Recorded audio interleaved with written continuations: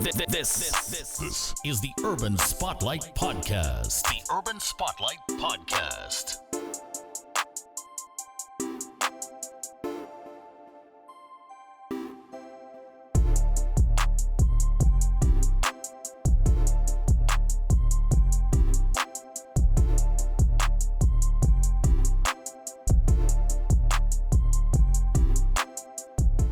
Okay.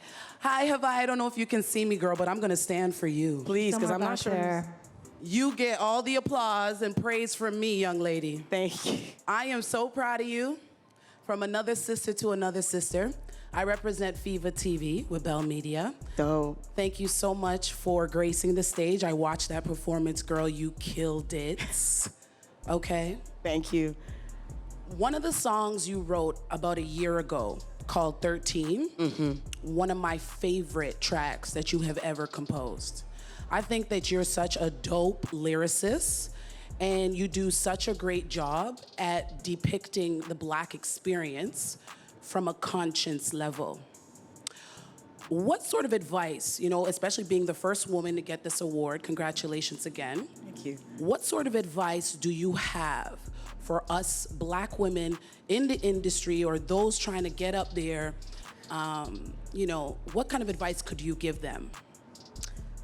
I would say the biggest thing that I learned is that I had to learn that I was occupying a space that I guess was somewhat uncharted in ways. I learned that rapping and being in hip hop and being a woman and, being a Black woman at that was not the normality through performing and people being like, wow, you're really good for a girl. Wasn't expecting that.